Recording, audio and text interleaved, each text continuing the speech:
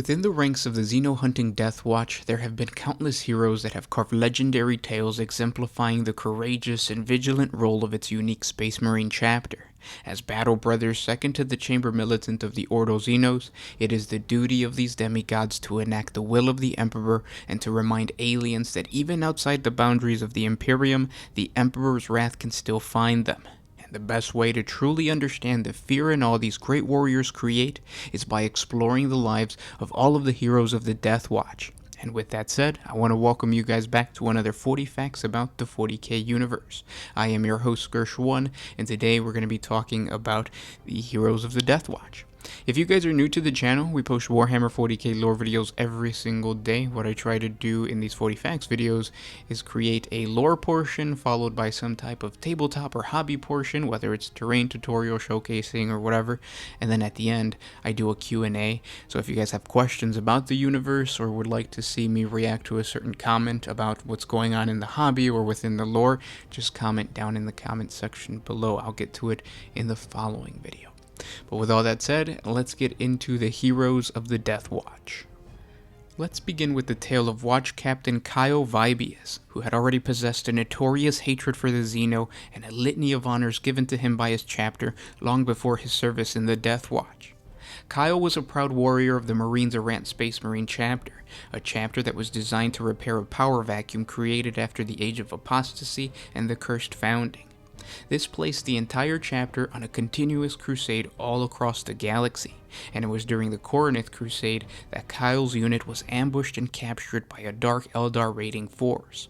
The Drukhari pirates took the Space Marines into the Dark Realm of Kamara, where they were stripped of their power armor and weapons and forced to do battle in the savage gladiatorial arenas of the Dark City. As Space Marine gladiators, Kyle and his battle brothers fought the toughest Xeno beasts and slaves that the Dark Eldar could gather.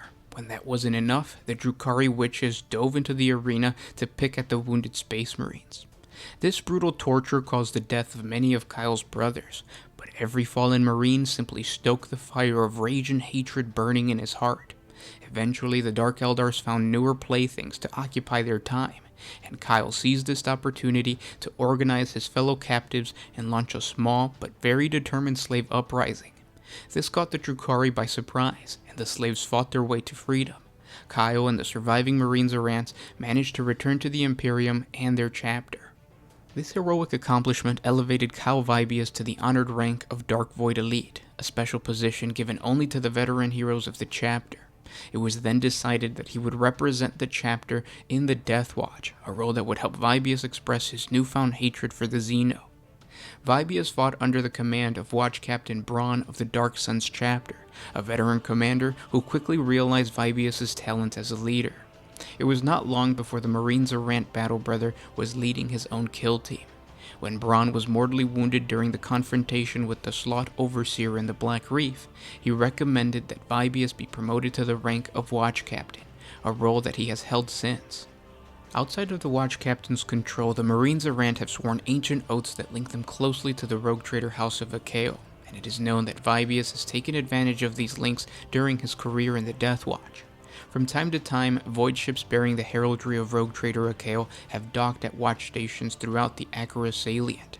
These void ships possess the correct inquisitorial codes to gain access to the stations, and it is said that many times Vibius went aboard to confer with the vessel's mysterious passengers. There are few that know any further details about the links between the Watch Captain and the Rogue Trader, but many Deathwatch operations put into motion by Vibius after one of these meetings have been uncommonly successful. Nevertheless, Vibius has personally led a number of kill teams into battle against the Xeno and the Heretic alike. There are many in the Deathwatch of the Jericho Reach who consider him uncommonly reckless and aggressive, particularly towards the corrupted soldiers of Cult General Alex Sarda. Some whisper that Vibius' unusual zeal is merely disguised pragmatism, that Vibius believes the sooner the threat of the Stigmatis is eliminated, the sooner the Watch Captain can resume his own quest for revenge against the Drukhari in the region. To this day, Watch Captain Vibius continues to add glorious victories in the name of the Deathwatch, and has become the embodiment of the alien hunting rage that exemplifies the chapter. Now we move on to another living legend of the Deathwatch, Watch Captain Esteban de Dominova, a battle brother whose past is a complete mystery. He was second to the Deathwatch by his chapter The Crimson Fist long ago. A quiet and straightforward man, Esteban is recognized by everyone taking vigil in the Jericho Reach as an almost divine apothecary, capable of resurrecting warriors that would otherwise be lost in battle. Countless battle brothers owe their limbs to this almost mythical healer, whose medical skills and finely honed surgical abilities border on the unnatural. He also has a strange affinity towards xenobiology. His understanding of the non-human form surpasses even most within the Ordo Xenos of the Inquisition and some within the Adeptus Mechanicus Magi Biologists. The pale-faced warrior rose to become a watch captain, and now serves as a fabled guide for many kill teams within the region. Some go to De Dominova for medical assistance, either to be taught a particular surgical art or for some physical care. Others seek out the watch captain to discuss specific xeno species that might be encountered in an upcoming trial. Each and every battle brother that meets with him describes the Space Marine as stoic to the point of robotic. His colorless eyes and piercing glare probe their minds. He is incredibly reserved to newcomers, but once rapport has been established, it is revealed that he is pious and a passionate warrior. Knowledgeable on many subjects, fluent in dozens of languages, and possesses a very dry wit. Esteban de Dominova is an example of what happens to the legendary warriors who choose to take up multiple vigils, and they dedicate their lives to their newfound work. And now we move on to the very unique watch captain Artemis. Artemis had an uncanny ability to sense and recognize alien incursions and influence on Imperial individuals and locations. He was originally a battle brother of the Mortifactors chapter, but was brought into the Deathwatch to put his unusual abilities to use. Artemis commanded several Deathwatch kill teams against the xeno species known as the K-Nib in the Dornian sector. The species actually dated back to the War in Heaven. This was done at the request of the Imperial Guard's Castellan Regiment. Artemis personally slew the K-Nib leader and ended their attack upon Imperial space. Even though the credit was given to the Castellan Regiment, he was quoted as saying, "Do not ask why kill the alien, rather ask why not." Currently, the true whereabouts of Watch Captain Artemis is a mystery. The last known record is getting an augmented eye and an augmented arm after being attacked by Tyranids in one of the Watch fortresses. His true whereabouts right now are completely unknown. And that's the lore to the heroes of the Deathwatch. Now, there's obviously way more, so there's going to be a part 2, part 3, part 4. There's probably going to be multiple parts to this because there's a lot of really awesome characters for the Deathwatch. If you guys have suggestions for any other topics, please comment down below. But now I want to move on to the Q&A portion of the video where I answer some of the questions that you guys left off in the previous 40 Facts.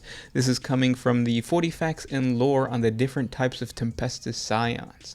If you guys have any questions for me, or if you guys would like me to respond to a certain comment, just comment down in the comment section below and we'll talk about it next 40 Facts video. But let's get into it. So this one comes from Cameron Wilson. How does cloning work in 40K? What are the pros and cons to it? And could I use it in my homebrew chapter? Cloning is one of those things that should not be done in the 40K universe within the Imperium. It is actually banned.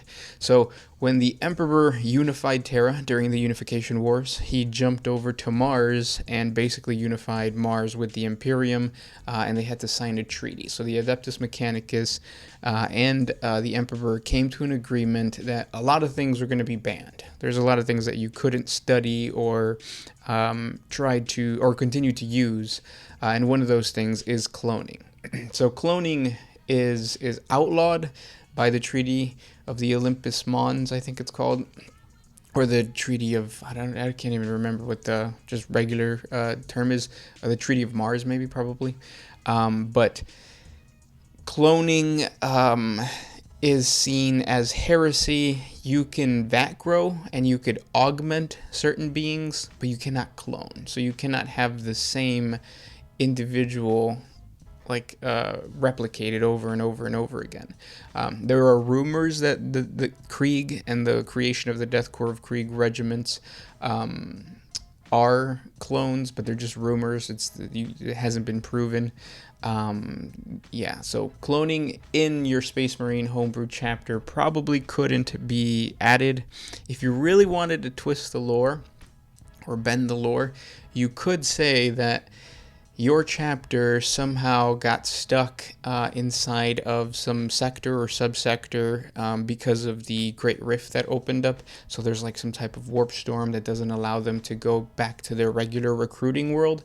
And in the system that they're at, or in the sector that they're at, there is no there's no good source of recruits.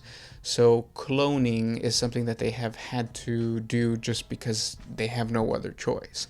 So you could do something like that, but understand that it is heresy, and if the Inquisition finds out, if the Imperium at large finds out, the chapter would probably be marked as excommunicate traitorous for doing something that they're not supposed to, even if they're fighting for the Imperium.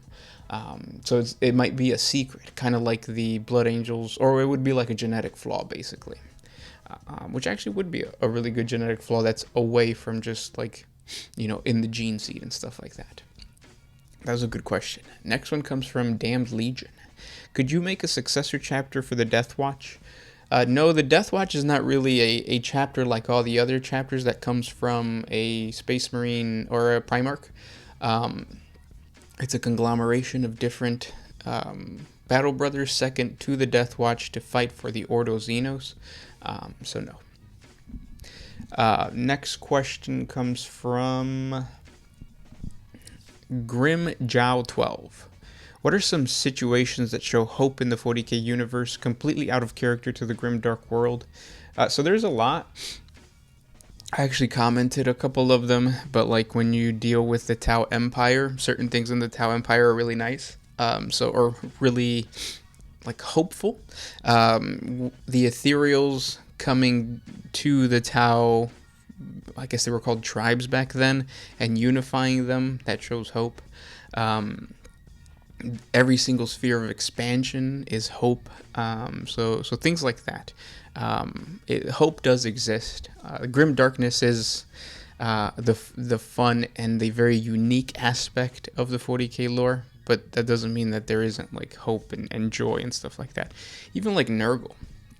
Nurgle, what are they called? Beasts of Nurgle. If you read their lore, they're kind of just like puppies, which, how could you not like puppies? I mean, it sucks that they have pus coming out of their mouths and they're leaving entrails as they go along, but yeah. Next, this comment comes from Cascadian Rangers. My scions are made with Anvil Industry bits and wear heavily weathered, oxidized, primer dark red armor and are equipped with 50-50 mix of Melta and Plasma. That's awesome. There's a lot, when you're playing Imperial Guard, or even some Imperial agents, so the Inquisition or even the Adeptus Mechanicus, you could get away with using industrial bits from a third party, just regular guns and stuff like that, or even sci-fi weapons that you might find in another tabletop game, and then bring it over to 40K. It's kind of cool. The next question comes from J-Day. Ever watch Play on Battletop?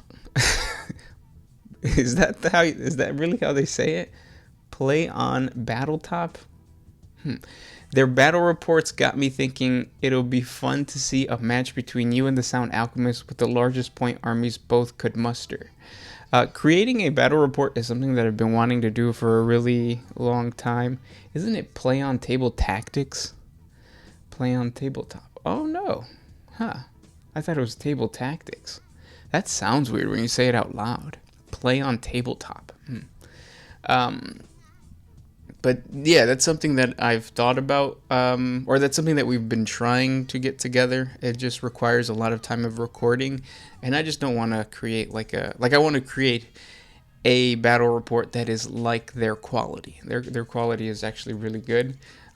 So for us to produce something like that, I want to take my time and really create something that would be fun to watch for you guys. Not just something to throw out there and be like, oh, well, there's a battle report, you know what I mean? So, yeah. Next question comes from, let's see. Oh, I lost my spot. Okay. Angel Reyes. If orcs can manifest Wog energy into the Materium, can they also summon Gork and Mork, or at least powerful war bosses could become an avatar. Love your videos and keep up the amazing work. So no, Gork and Mork do not have avatars. I saw the comment section that a lot of people were saying that Stampas are basically the manifestations of the orcs, because it kind of says that in the lore, but they call it effigies, and effigies is just a representation, not an actual manifestation or an avatar or a shard of like Gork and Mork. The closest thing is, I think in an older edition they had like the foot of Mork, or the foot of Gork, or the fist of something or whatever. So it was like a weapon or a psychic power that a weird boy can manifest, and the physical hand of Mork, like a fist, would come and just like punch the unit, or like a foot would come down and crush the unit. It must be a boot. It's just kind of funny, a god wearing a boot. But yeah, that's the closest thing. And then we'll do one more question. This comes from Justinian the Great. How would the Tau Ethereals react if Gilliman leads a crusade against the Tau, and how would it end if the crusade ever happened? If they did that, I think the Tau Ethereals would try their best to negotiate with Gilliman, just because they understand that Gilliman would obliterate the Tau Empire. Even with their advancement through the Eastern Fringe and how they're scattered all throughout the galaxy now, I don't think they're powerful enough. I think the Damocles Gulf Crusade showed that when it comes to the Imperium fighting Xenos, unless the Xenos are like the Eldar and they can escape into the webway, or they're very mobile, or they're just so numerous like the orcs that you can't kill them, you're done. And I think that's the Tau don't have either of those two. They don't fight wars of attrition, and they're not very mobile. They stay in the Eastern Fringe, like they have their sector. So yeah, they would be wiped off the galaxy if Gilliman did decide to attack them. But yeah, those were the questions for today. If you guys have more questions for me, please comment down below. I really appreciate you guys listening, and we'll talk tomorrow. This was Gershwin with One Mind Syndicate, signing out. Oh,